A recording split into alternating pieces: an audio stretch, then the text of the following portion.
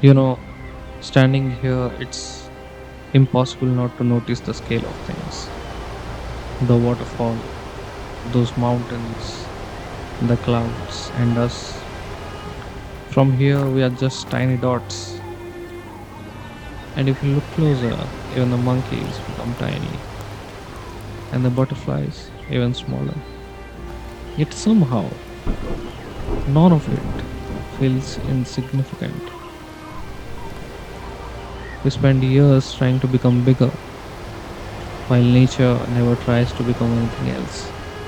The mountain stands, the river flows, the cloud leaves, and somehow everything feels complete because whether we are ready or not, everything is already flowing.